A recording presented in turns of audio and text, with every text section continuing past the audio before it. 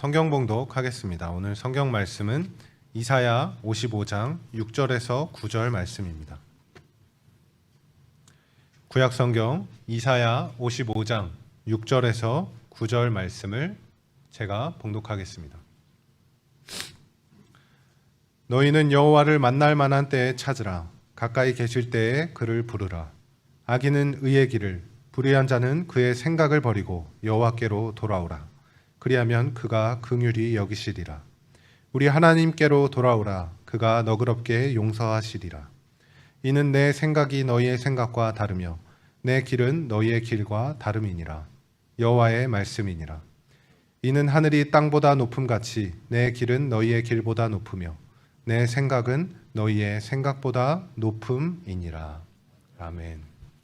오늘부터 제가 주일날 이제 학교를 끝내고 제가 좋아하는 구절들을 좀 가지고 설교해야 되겠다 이런 생각을 좀 하게 됐어요. 이유가 한두 가지가 있어요. 하나는 제가 아프고 나니까 정신력이 좀 떨어져 가지고 뭐 새로 준비한다는 게 좀 쉽지 않고, 또 그런 데다가 이제 여러분 앞에서 제가 공식적으로 설교할 날이 뭐 얼마 안 남았더라고요. 한 3년 정도 남았나. 그래서 제가 감사하니까 우리 성도들에게 제 영적인 기본기가 됐던 성경 말씀들을 가지고 설교하는 것도 좋겠다 이런 생각이 들었어요. 그 말이 맞는 것 같아요. 영적인 기본기가 있어요. 여러분 신앙에도 기본기가 있고, 그런데 뭐 어느 운동 분야이든지 간에 뭐 예술 분야도 그렇고 기본기가 충실해야 되잖아요. 근데 제가 가만히 생각하니까 저에게 기본기처럼 역할했던 성경 구절들이 있습니다. 그래서 그걸 가지고 지난 수요일 날 제가 몇 번 설교를 했었는데 이제 수요일 날 제가 설교를 좀 쉬기로 했기 때문에 그걸 주일 날로 옮겨 가지고 하는 것도 의미가 있겠다 이런 생각이 들어서 제가 그렇게 당분간 좀 하려고 합니다. 그래서 오늘은 그 중에 이제 이사야 55장 6절부터 9절인데 여기 이제 특별히 8절과 9절 말씀이 제게 아주 굉장히 살아오면서 힘이 되어졌던 그 말씀이기 때문에 오늘 이 말씀을 가지고 설교를 하려고 합니다. 그 제목은 신앙은 수용하는 것이다 이렇게 붙였어요. 삶을 믿음으로 수용하는 것이다. 신앙이란 뭐냐? 제가 깨달은 것은 이 말씀에 근거해서 이사야 55장 8절 9절에 근거해서 볼 때 신앙은 수용하는 것인데, 뭘 수용하냐면 하나님의 통치를 수용하는 것이다. 이렇게 제가 정의를 내릴 수 있었어요. 여러분 우리 일생을 살다 보면 뭐 여러 가지 다양한 일들을 경험합니다. 좀 전에 우리 반주해 주신 피아노를 해주신 우리 오준 자매 언니도 어려운 일을 겪었잖아요. 또 동생들은 오준 자매 언니가 어려운 일을 겪을 때 같이 염려하며 기도하고 그랬는데, 살다 보면 참 어려운 일도 많이 생겨요. 성경의 인물들 가운데 보면 특별히 욥이 가장 어려운 일을 겪은 사람으로 나타나고 있죠. 근데 그에 못지않게 사도 바울도 어려운 일을 많이 겪었어요. 근데 여러분 생각해 보시면 욥도 그렇고 사도 바울도 그렇고 아주 충성스럽게 하나님을 믿고 따랐던 사람들입니다. 아니 그럼 잘해 주셔야 되잖아요. 근데 왜 그렇게 어려운 일이 생깁니까? 근데 이제 그분들의 특징이 뭐냐면 궁극적으로는 자기 삶에 일어난 그런 고통들까지도 하나님의 선하신 뜻에서부터 시작된 하나님의 인도라고 믿고 그걸 믿음으로 받아들였다는 것이 특징이에요. 물론 이제 욥 같은 경우는 받아들이는 과정이 좀 쉽지 않았죠. 그렇지만 이제 결국은 받아들입니다. 여러분 제가 오래전에 욥기를 설교하면서 필립 얀시라는 분이 쓴 그 Disappointment with God이라는 책을 소개해드렸잖아요. 제가 그 책을 참 읽으면서 아주 큰 공감을 했었어요. 참 맞다. 그분의 그 표현이 참 재밌어요. 교회 안에는 멀쩡하게 뭐 얼굴 뭐 세수하고 이제 화장하고 그러고 나와서 앉아 있고 남자들도 그렇게 단정하고 있지만 사실은 가면 쓰고 앉아 있는 사람들이 많다는 거예요. 어떤 가면? 웃는 얼굴의 가면. 그렇게 속은 막 있는 대로 찌그러져 있는데 겉은 그냥 웃으면서 나와서 예배드리는 사람들이 많다는 거죠. 근데 그 얼굴이 일그러진 이유가 뭐냐면 하나님께 실망했기 때문이라는 거예요. 그거 굉장히 참 재미난 표현이잖아요.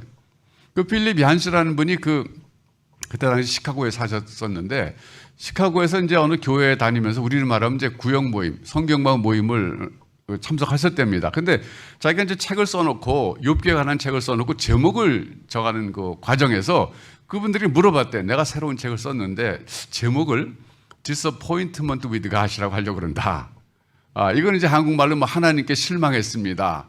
뭐 이런 식으로 번역을 주로 하셨어요. 한국말 하나님께 실망했습니다. 이렇게 번역했는데, 근데 이 책 제목에 대해서 어떻게 생각하십니까? 물어봤더니 절반으로 쫙 갈라지더래요. 절반은 그거 정말 나쁜 제목입니다. 어떻게 하나님께 실망했다고 공개적으로 이렇게 얘기할 수 있습니까? 또 다른 절반은 그거 정말 마음에 듭니다. 저도 사실 그런 경험이 있습니다. 그렇게 얘기했다는 거예요.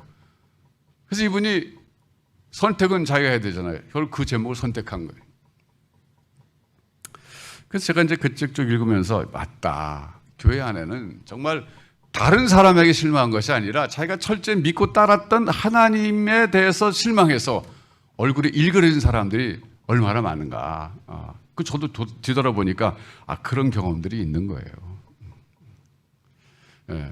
그러니까 이제 어떻게 보면 이런 거잖아요. 우리는 내게 일어난 모든 일들을 하나님이 통치하신다는 거, 이걸 믿잖아요. 이 기본 전제잖아요.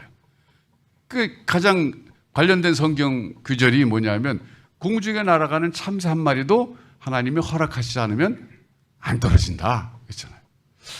정말 예수님이 그 말씀을 안 하셨어도 굉장히 위로가 될 뻔했어요. 그게 뭐냐면 좋은 일은 너무나 당연하게 나에게 일어나는 게 당연하죠. 내가 하나님 잘 섬기니까. 그런데 좋지 않은 일이 일어났을 때도 그러니까 하나님을 원망할 수밖에 없잖아요. 이거 뭐 누가 하나님이 최소한 허락은 하신 거 아니에요? 아니면 묵인을 하셨거나 그냥 내버려 두신 거잖아요. 그런 일이 일어나도록. 그러니까 실망한 거죠. 그러니까 공중에 날아가는 참새, 여러분 참새에 대해서 별 관심 없잖아요. 그렇잖아요. 참새가 뭐 굶든 뭐 배부르게 살찌든 관심이 없는데 그 참새 한 마리까지도 떨어지는 것, 즉 죽는 것을 하나님이 컨트롤하신다 이거잖아요. 즉 하나님의 통치권이 그렇게까지 세미한 데까지 미친다 이런 얘기잖아요. 그런데 내 삶에 일어나는 것은 당연히 미치지 않겠어요. 하나님 통치권이. 그게 오히려 위로가 될 때 있지만 그게 오히려 상처가 될 때가 있습니다. 역설적이죠. 이제 그런 말씀 때문에 우리가 하나님 통치를 100% 인정할 수밖에 없는데, 그런데 우리가 주변을 둘러보면요, 우리가 생각할 땐 도저히 이해할 수 없는 하나님의 인도. 제가 그런 제목을 한번 옛날에 붙여봤어요. 하나님의 이해할 수 없는 인도. 그러니까 하나님의 인도를 부인할 수는 없잖아요. 그런데 이해는 안 되는 거예요. 제가 제목 붙일 때 그때 고민한 게 뭐냐면 이해할 수 없는 하나님의 인도라 그럴까? 하나님의 이해할 수 없는 인도라 그럴까? 그 약간 차이가 있잖아요. 하나님도 이해할 수 없지만 하나님의 인도도 이해할 수 없을 때 많잖아요. 그런데 제가 최종적으로 선택한 건 하나님의 이해할 수 없는 인도 이렇게 붙였어요. 그런 게 주변에 정말 많더군요. 그런데 이제 개인적으로도 그런 하나님의 정말 이해가 안 되는 통치, 인도 이런 걸 받기도 하지만 민족적으로도 그런 사건들이 있었어요. 대표적인 케이스가 제가 볼 때는 유대인들의 홀로코스트입니다. 제가 오늘 그 유대인들에 대해서 조금 좀 자료를 좀 찾아봤어요. 평상시에도 제가 유대인들 정말 대단하다고 생각했지만 이번에 그 2차 세계대전 중에 600만 명이 죽었거든요. 600만 명이라는 숫자는요, 당시 유럽에 살고 있었던 전체 유대인의 숫자가 몇 명이었냐면 900만 명이었어요. 그러면 3분의 2가 죽은 거예요. 유대인들. 그냥 이유는 유대인이라는 이유 때문에. 그러니까 여기 지금 뭐 우리 한 지금 수명 되나요? 뭐 얼마 되는데 이 중에 3분의 2가 죽은 거예요. 그런데도 그 유대인들이 지금도 하나님 믿고 있다는 사실이 저는 기적 같아요. 정말 이해할 수 없는 사람들이에요. 제가 만약 입장이 유대인이었다면, 그때 이제 홀로코스트가 일어났을 때 유럽에 살고 있었던 유대인이었다면 제가 정말 세상 말로 말하면 운 좋게 살아남았어요. 그러면 저는 하나님 안 믿을 것 같아요. 왜냐하면 아니 우리가 그렇게 민족적으로 섬겼던 하나님이 우리가 아무리 잘못했다고 하더라도 어떻게 3분의 2가 죽도록 허락할 수 있냐 이거죠. 여러분 그 자료에 의하면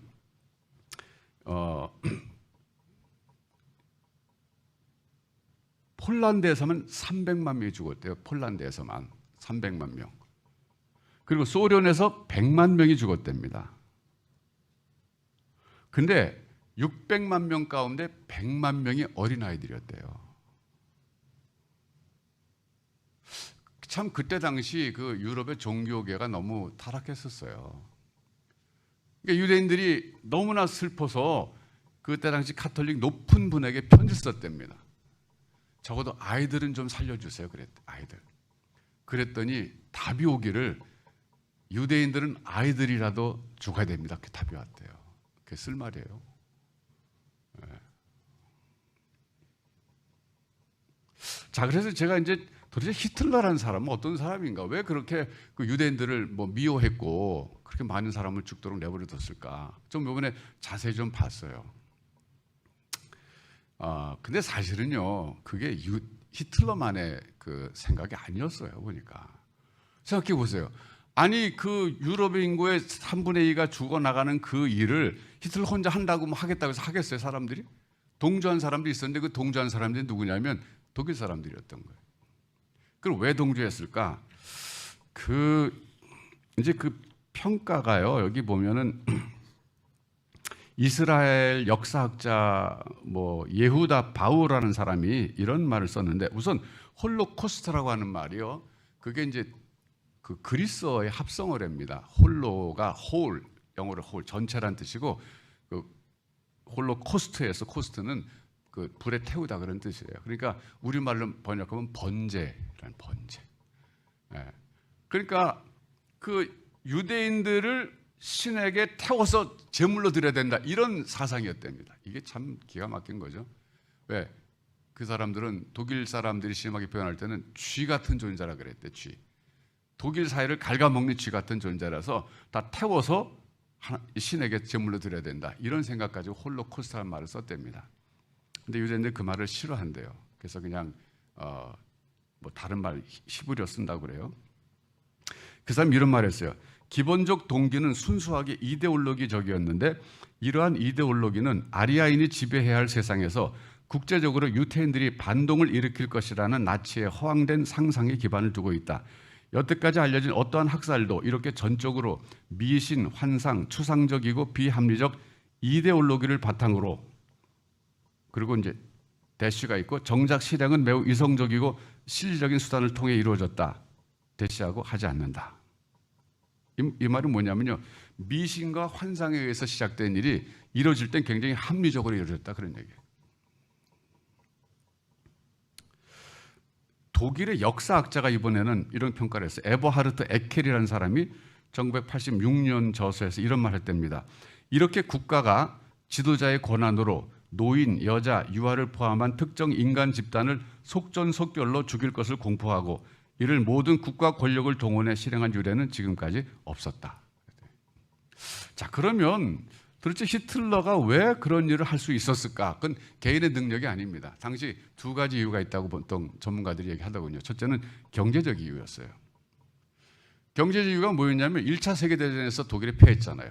그러고 나서 전쟁 배상금을 이제 영국하고 프랑스 연합군에 줘야 되는데 그 액수가 너무 많았대요. 심지어 그 액수를 결정하는 회의에 영국의 유명한 그 경제학자 케인즈가 참석했었답니다. 그 사람이 계산해 보더니 이건 너무 많은 액수를 요구한다, 이렇게 하면 안 된다, 이러면 이 사람들 또 전쟁 일으킨다 그랬대요. 예, 예측을 했답니다. 근데 이 예측이 맞은 거죠.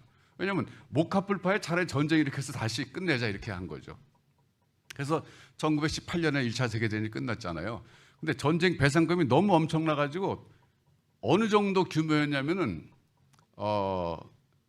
전체 그 우리를 말하면 그 1년 GDP의 80%를 갚아야 됐대요.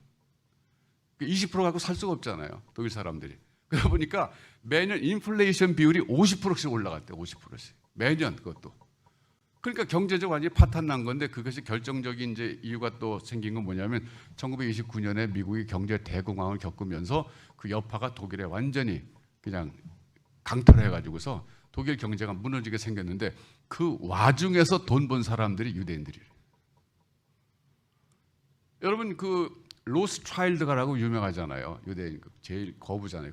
근데 그분들이 사실 영국에서 살았는데 영국에 살면서 그 나폴레옹 전쟁 때부터도 돈을 낸 사람들이잖아요. 영국 정부에. 그래서 영국 정부가 그들에게 많은 혜택을 줘가지고 굉장히 더 부가 늘어났는데 계속적으로 돈을 가지고 결국 유럽 경제를 장악한 사람들이 유대인이었다는 거예요. 근데 그게 뭐 일부인지 전체인지 모르지만 유대인들이 그 매춘 산업까지 손대 갖고서 아주 굉장히 부정적인 이미지를 많이 이렇게 부각시켰다 그러더라고요. 그러니까 독일 사람들이 경제적으로 어려워지니까 인플레가 1년에 50%씩 올라가면서 점점 살기 어려워지니까 그 책임을 유태인들에게 돌린 거예요. 유대인들 때문에 우리가 경제적으로 못 산다. 저 사람들은 히틀러 당시에는 어떻게 가르쳤냐면 우리 독일을 갉아먹는 쥐와 같은 존재다. 쥐는 박멸해야 된다. 이렇게까지 사람들에게 선동했댔는데 그게 먹힌 거예요. 우리는 못 살게 된 것이 결국 유대인들의 금융 세력 때문에 그렇다. 경제적 이유가 첫 번째였어요. 두 번째 이유는 공산주의의 위협이랍니다. 1917년에 러시아에서 그 볼셰비키 혁명이 일어났잖아요. 공산주의 혁명이 일어나갖고 결국 공산주의 국가 됐잖아요. 그런데 칼 막스가 유대계잖아요. 그리고 공산주의자 가운데 그때 탑 리더들이 유대계가 많았어요, 러시아에. 그런데 독일 사람들 입장에서 볼 때는 공산주의가 들어오는 걸 굉장히 싫어했답니다. 그 공산주의가 독일을 갖다 이제 막 들어오려고 그러는데 어느 정도까지 갔었냐면 그때 그 나치라는 게 민족 사회주의라는 그 이름이라 그러더군요. 나치의 그 이니셜이 민족 사회주의인데 이 사람들과 공산주의 두 그룹이 아주 팽팽하게 맞섰대요. 독일에서 한때. 독일 사람들도 공산주의 좋아하는 사람들이 있었죠. 그런데 그러면서 점점 독일의 가진 자들이 생각할 때는 공산주의가 되면 우리가 망한다. 근데 이 유대계가 지금 러시아를 공산화한 것이 유대계라고 믿는 거예요. 저 사람들이 우리까지 공산하려고 그런다. 그래서 이 히틀러가 일어나면서 공산주의를 박멸해야 된다. 그러니까 많은 사람들이 동조하게 된 거예요. 뭐 그러면 시간 있으면 여러분 한번 여유 있게 한번 그 왜 이 독일 사람들이 600만 명을 죽였을까 한번 찾아보세요. 인류 역사상 끔찍한 일이잖아요. 전쟁 중에 군인을 죽인 게 아니라 민간인들, 애들까지 죽였잖아요. 자, 근데 이제 저는 여기서 이제 신앙적으로 생각할 때 그럼에도 불구하고 아직도 유대인들 가운데 물론 이제 유대교를 떠난 사람도 많아요. 유대인들 가운데 떠난 사람도 많지만 아직도 유대교에 철저히 믿고 있는 그 우선 당장 이스라엘 그 유대교잖아요. 전체적으로 그 사람들 전 세계에 터져 있는 많은 유대인들 아직까지도 소위 메시아를 기다리면서 그 하나님 600만 명이 죽도록 방관하신 하나님 믿는다는 것 자체가 저는 이해가 안 돼요. 솔직히 이해가 안 돼요. 그들의 신앙은 뭘까? 충분히 한 번 더 깊이 있게 그 사람의 신앙을 들여다볼 가치가 있어요. 우리에 비하면요 신앙이 엄청나게 대단한 사람들이에요. 우리는 못 따라가요 그 사람들 신앙.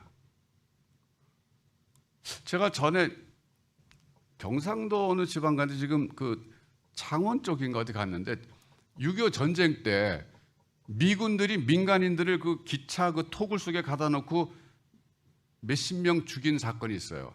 민간인을 그 우에서 명령을 내려갖고 그래서 그게 너무 억울하다 그래갖고 지금 계속적으로 거기다 뭐 기념관도 짓고 그냥 홍보하고 그래서 미국이 사과도 하고 그랬는데 계속적으로 하는데 그 몇십 명이 뭐 다는 아니지만 억울하게 죽은 사람이 6.25 때 600만 명에 비하면 정말 적은 숫자인데 유대인들은 어떻게 그걸 하나님이 그들에게 보호하시지 않고 그들을 보호하시지 않고 내버려뒀다고 생각하면서도 그 하나님 떠나지 않는 것 자체가 저는 이해가 안 된다고. 그들의 신앙은 뭐냐 이거죠. 그래서 제가 다시 성경 말씀을 보게 됩니다. 도대체 뭔가 성경에서 말하는 하나님은 어떤 하나님이고 그들은 어떻게 하나님을 떠나지 않을 수 있을까?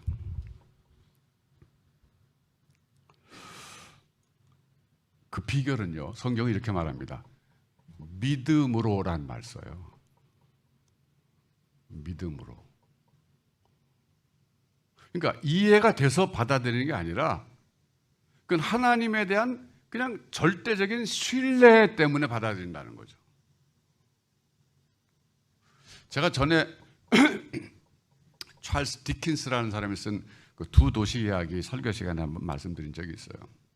저는 제가 대학교 다닐 때 과제물을 제출하라고 그랬는데 영어과 과목이었는데 그 찰스 디킨스의 소설이 이렇게 두 도시는 이제 결국 파리와 런던 이 두 도시 얘기거든요. 프랑스 혁명을 배경으로 해서 한 그 장편 소설인데 숙제가 뭐였냐면 그걸 이렇게 축약된 책이 있어요. 그것도 영어로 된 거예요. 영어로 된 거를 읽고 독후감을 써내라 그런 거였어요.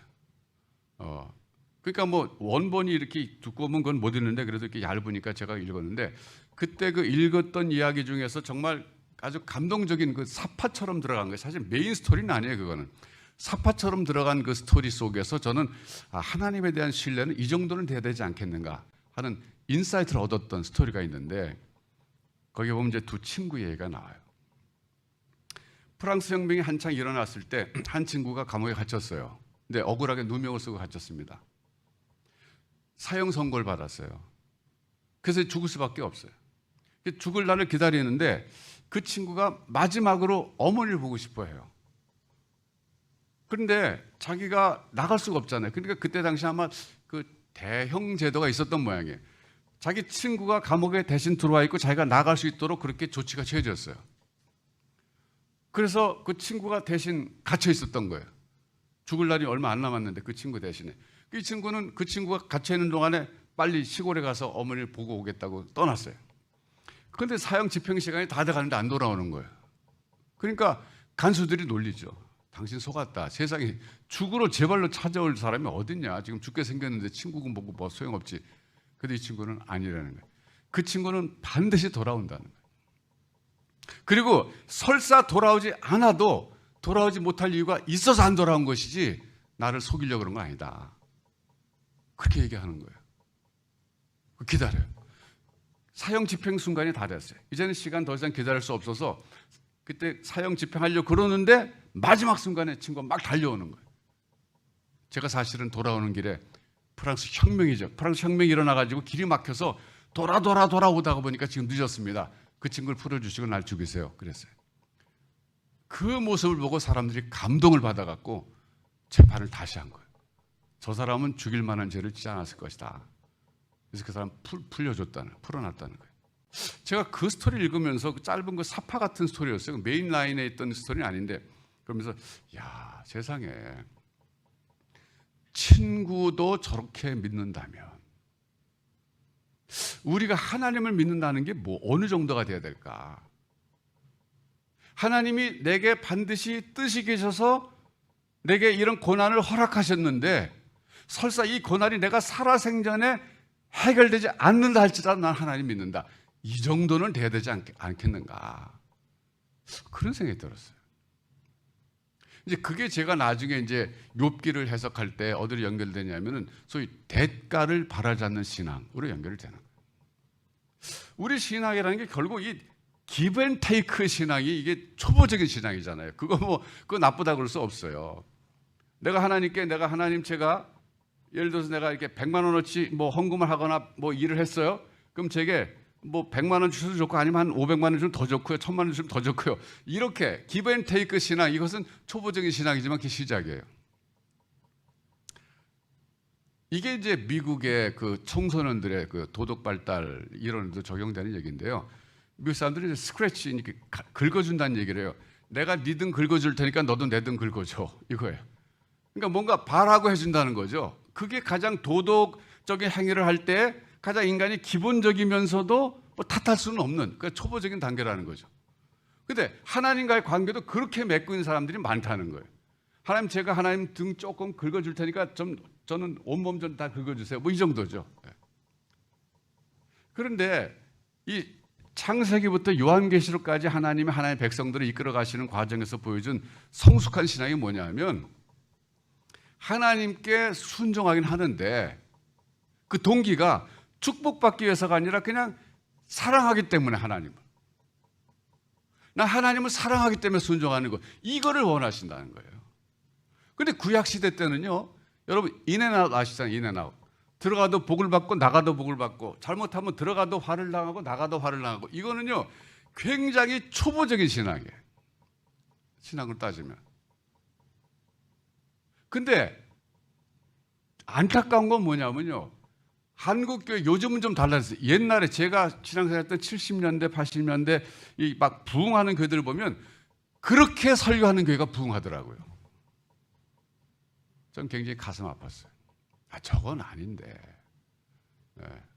우리가 하나님을 믿는 이유가 하나님께 순종하고 하나님 뜻대로 살려가는 동기가 하나님 제가 하나님 등 긁어주니까 하나님 저 온몸 긁어주세요. 이런 식의 계산적인 신앙은 이거는 초보적인 신앙인데 그걸 강조하는 교회가 부흥하더군요. 그러니까 저는 안타까운 거예요. 이건 아닌데. 그래서 제가 성경을 꾸준히 연구하다 보니까 하나님 우리에게 최종적으로 요구하신 신앙은 대가를 바라지 않는 신앙이에요. 근데 여러분 오해하지 마세요. 대가를 바라지 않는다고 해서 아무것도 안 바라는 게 아니라 나는 받을 것을 이미 다 받았기 때문에 더 이상 안 받아라 그런 뜻이에요.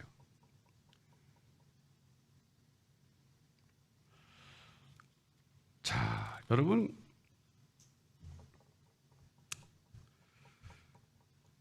제가 하나님이 하시는 일을요 다 이해할 수 없어요.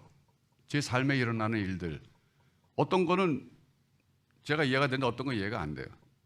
제가 지난주 설교하면서 그랬잖아요. 제가 연금을 받게 됐는데 기가 막히게 10년 채워줘서 연금 받게 됐다. 내가 알고 한 것도 아닌데 이런 거 하나님의 은혜로 제가 생각하고 감사하잖아요. 근데 그런 것만 있지 않잖아요. 어려운 일도 많이 일어나잖아요. 여러분 삶에도 마찬가지.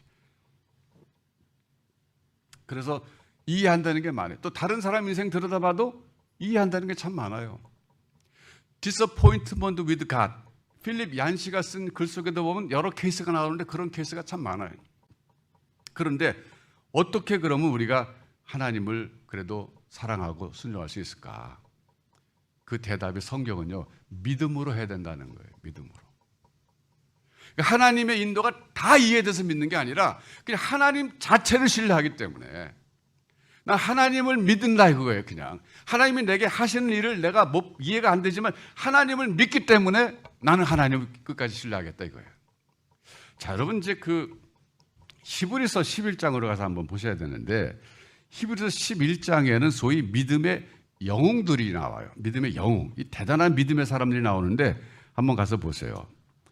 뭐 거기 보면 아브라함도 나오고 뭐 노아도 나오고 여러 사람 다 나오는데 그런 사람들에 대해서 총체적으로 평가한 얘기가 33절부터 마지막 40절까지 보면은 이렇게 평가하고 있어요.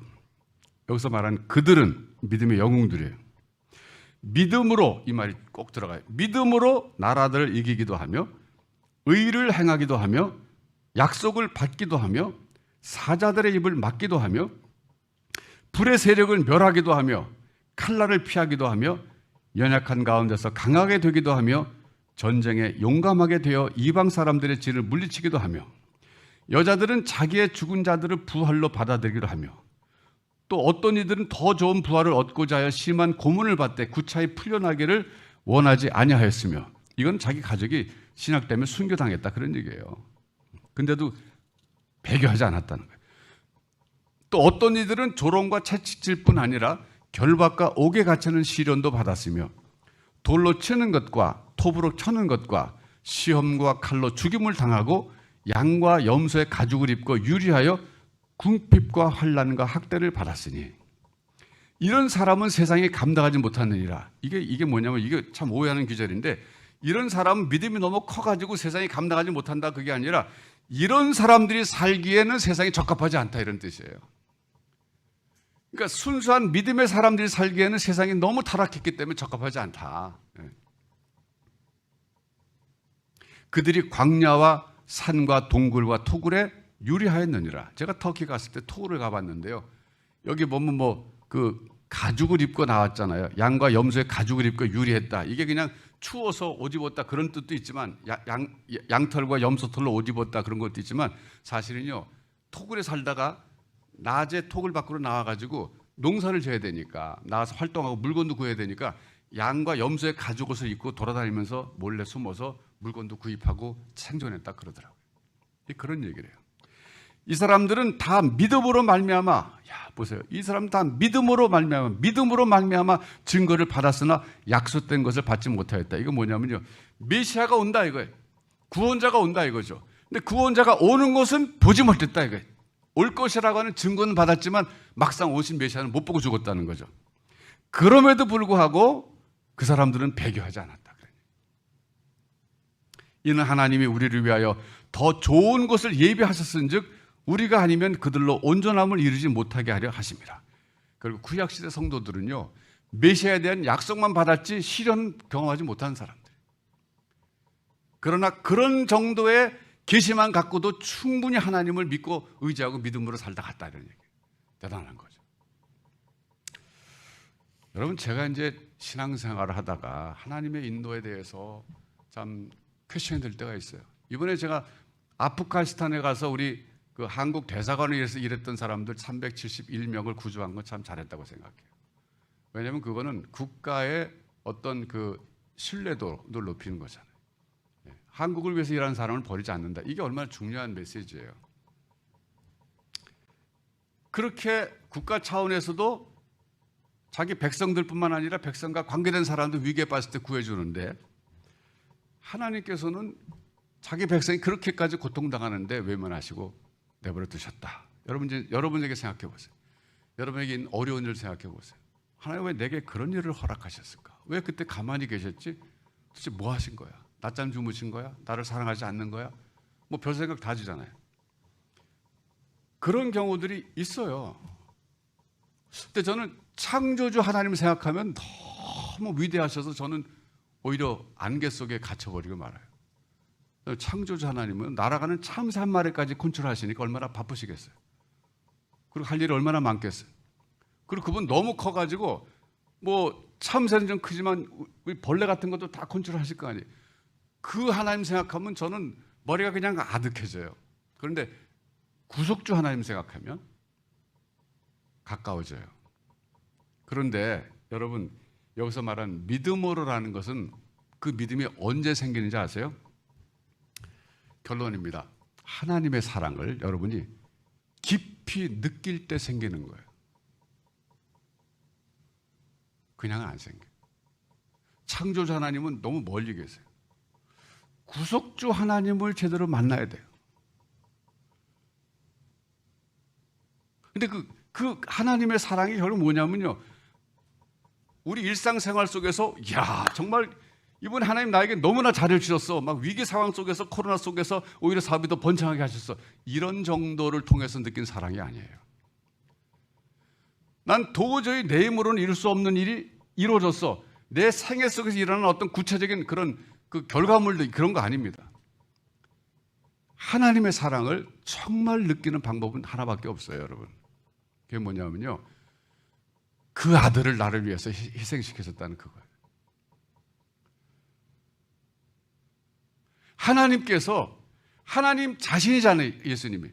그분이 나를 위해서 인간의 몸을 입고 이 땅에 오셔가지고 나를 대신해서 죽어주셨다는 그 하나님의 사랑. 그 하나님의 사랑을 깨닫지 못하면 하나님의 사랑 아직까지 못 깨달은 거예요. 하나님 이번에 나를 자동차 사고 속에서 구해주셨어. 이거는 정말 너무 중요하지만 그 사랑은 아니에요. 그건 어떨 때 하나님 나를 또 다치게 하셔서 그럼 또 없어질 사랑이에요. 근본적으로 믿음으로라 그럴 때 그 믿음이 뭐냐면 하나님이 나를 사랑하셔서 그 아들을 보내셔서 대신 죽게 하셨다는 그거, 이거를 깨달아야 하나님 사랑을 완벽히 깨달은 거예요. 그러기 전에 하나님의 사랑을 깨달았다고 하지 마세요. 핵심을 놓친 거예요. 안 못 보던 사람이 보게 됐잖아요. 예수님 보게 하셨잖아요. 그때 사람 자꾸 물어봐요. 너도 그를 메시아라고 믿느냐? 속으로 난 믿는데, 근데 믿는다 그러면 큰일 날 것 같으니까 One thing I know, 한 가지 내가 분명히 아는 것이 있어요. 뭐냐면 내가 보지 못하다가 지금 본다는 거예요.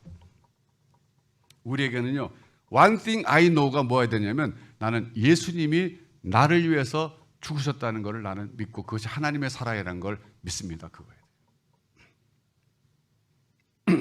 이것은 영생과 관계된 거예요, 여러분. 무슨 얘기냐면요, 하나님의 사랑을 영생의 차원에서 깨달아야지 생존에서 차원에서 깨달을 때는 이건 아직 기초예요.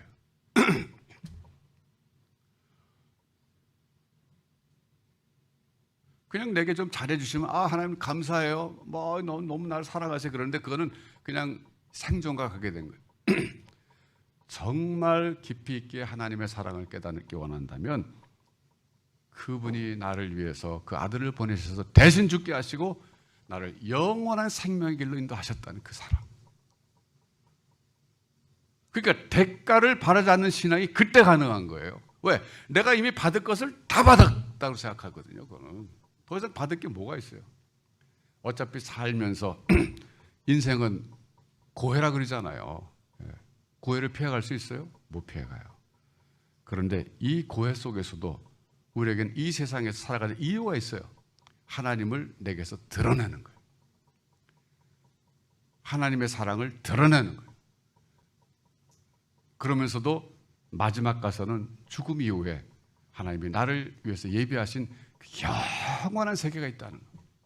근데 그걸 주시기 위해서 아들이 직접 내려오셔서 나 대신 죽어주셨다는 거. 이거보다 큰 사랑이 어디 있어요? 그래요. 여러분, 우리가 살다 보면 이해 안 되는 일들 많아요. 그래서 하나님의 인도는 믿는데 이해할 수 없는 인도. 히브리서 11장에 나온 사람들을 보면요, 한결같이 삶이 어려웠어요. 어려웠는데 믿음으로 받아들인 거예요. 그래서 신앙은 뭐냐? 신앙은 수용이다. 하나님의 통치를 수용하는데 그냥은 안 돼요. 믿음으로. 어떤 하나님이냐? 나를 위해서 그 아들을 보내셔서 대신 죽게 하고 구원해 주실 만큼 나를 사랑하시는 그 하나님. 그 하나님에 대한 그 신뢰. 이게 있어야 됩니다. 그래야 우리가 세상의 어려움 속에서 지지 않고 일어나서 갈 수 있어요. 자, 여러분 여기까지 가려면요 어려운 것 같지만 가만히 생각하면 그렇게 어려운 것도 아니에요. 생각해 보세요. 여러분이 태어나고 싶어 태어난 거 아니잖아요. 여러분이 남자를 태어나고 싶어서 선택했어요? 여러분이 여자를 태어나고 싶어서 선택했어요? 아니에요. 태어나져 있었어요. 나를 보내신 분이 계세요. 이거 결코 우연이 아닙니다. 그분은 나를 위해서 영생까지 준비하신 분이에요. 그분에 대해서 여러분 신뢰를 회복하시고 그분을 어떤 상황에서도 붙잡으시기 바랍니다. 기도하겠습니다.